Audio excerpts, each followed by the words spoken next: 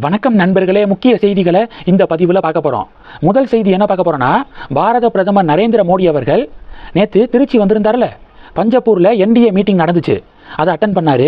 அப்போது prime minister பேச ஆரம்பிக்கும் போது மேடையில் இருந்த கூட்டணி கட்சி தலைவர்களுடைய பேரை சொல்லி, மிக முக்கியமான தலைவர்கள் அவங்களுடைய பேரெல்லாம் சொல்லி பிரைம் மினிஸ்டர் மரியாதை நிமித்தமாக உச்சரிச்சிருக்காரு, வெல்கம் பண்ணியிருக்காரு.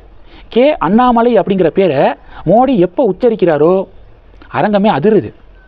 பிஎம் மோடி மட்டும் கிடையாது, ஹோம் மினிஸ்டர் அமித்ஷா தமிழகத்துக்கு வந்து பாஜக பொதுக்கூட்டத்தில் அண்ணாமலையுடைய பேரை அவர் உச்சரித்தாலும் சரி, யார் உச்சரித்தாலும் அண்ணாமலையுடைய பேருக்கு ஒரு பவர் இருக்குது அப்படிங்கிறத நேற்று பிஎம் மோடியுடைய மீட்டிங்கில் புரிஞ்சுக்க முடிஞ்சிச்சு. தொண்டர்கள் அவ்வளவு உற்சாகமாகறாங்க, அண்ணாமலையுடைய பேரை யார் உச்சரித்தாலும். இது எல்லாருக்கும் தெரியும்.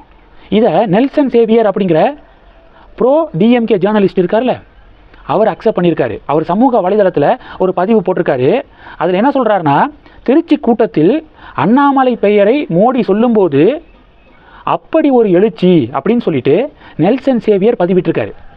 பாஜக தொண்டர்களுக்கு அண்ணாமலையை எவ்வளவு பிடிக்கும் அப்படிங்கிறது ஊருக்கே தெரியும்.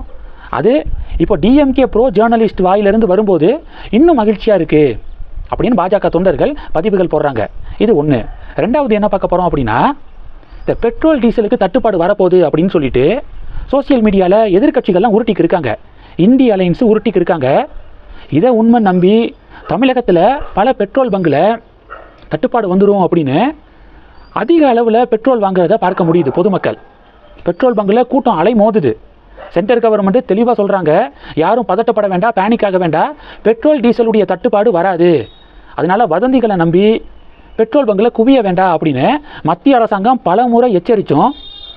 இங்கே சில பேர் பார்த்தீங்கன்னா அந்த அறியாமையில் பெட்ரோல் பங்குக்கு படையெடுக்கிறாங்க. அதில் நேற்று பைக்கில் ஒருத்தர் இந்த 25 லிட்டர் தண்ணி கேன் இருக்குது பார்த்தீங்களா, அதில் பெட்ரோல் வாங்கிக்கு இருக்காரு. டாடா ஏஸ் வண்டியில் வந்து அந்த டாடா ஏஸ் வண்டியில் 20-30 தண்ணி கேன் இருக்கும் போல், ஒவ்வொரு தண்ணி கேனும் 25 லிட்டர் தண்ணி கேனு, அதில் பெட்ரோலை ஃபில் பண்ணிக்கிருக்காங்க. இந்த பெட்ரோல் டீசலுடைய தட்டுப்பாடு எப்போ தெரியுமா வரும்? இது மாதிரி முட்டாள்தனமான காரியம் பண்ணும்போது தான் வரும்.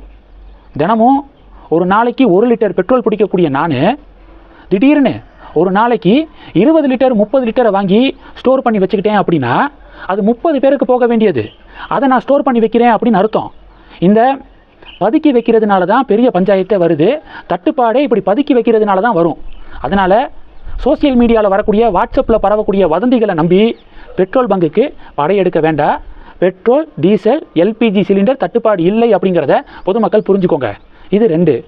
கடைசி டாபிக் என்ன பார்க்க போகிறோன்னா, 2011 சட்டப்பேரவை தேர்தல் அப்போ கொளத்தூர் தொகுதியில் ஸ்டாலின் வென்றது செல்லாது அப்படின்னு அறிவிக்கணும். விதிமீறல்களில் ஸ்டாலின் ஈடுபட்டார். ஒரு வேட்பாளர் ஒரு சட்டப்பேரவை தேர்தலுக்கு எவ்வளவு பணம் செலவு பண்ணணுமோ அதை விட 3 மடங்கு 4 மடங்கு அதிகமாக அவர் பணம் செலவு பண்ணியிருக்காரு, அதனால் அவர் வெற்றி பெற்றது செல்லாதுன்னு சொல்லணும் அப்படின்னு சைதை துரைசாமி ஹைகோர்ட்டில் கேஸ் போட்டார். ஹைகோர்ட்டு அந்த கேஸை தள்ளுபடி பண்ணிட்டாங்க. அதனை எதிர்த்து சுப்ரீம் கோர்ட்டை அப்ரோச் பண்ணார். சுப்ரீம் கோர்ட்டில் சைதை துரைசாமி தரப்பு வாதமும் சரி, முதல்வர் ஸ்டாலின் அவர்கள் தரப்பு வாதமும் கம்ப்ளீட் ஆகிருக்கு. இரு தரப்பு வாதங்களும் கம்ப்ளீட் ஆகிருக்கு. தீர்ப்புக்காக வெயிட்டிங். ஒருவேளை இந்த தீர்ப்பு ஸ்டாலினுக்கு எதிராக வந்துச்சு அப்படின்னா தேர்தல் நேரத்தில் அது திமுகவுக்கு ஒரு பெரிய பின்னடைவை ஏற்படுத்தும் அப்படின்னு அரசியல் விமர்சகர்கள் சொல்கிறாங்க. என்ன நடக்குது அப்படிங்கிறத வெயிட் பண்ணி பார்க்கலாம். இந்த செய்திகளை பற்றி உங்களுடைய பார்வைகளை கமெண்ட் பண்ணுங்கள். தொடர்ந்து கணக்கில் இருங்க. அடுத்தடுத்து நிறையா பதிவுகளை பார்க்க போகிறோம். நன்றி. ஜெய் ஹிந்த்.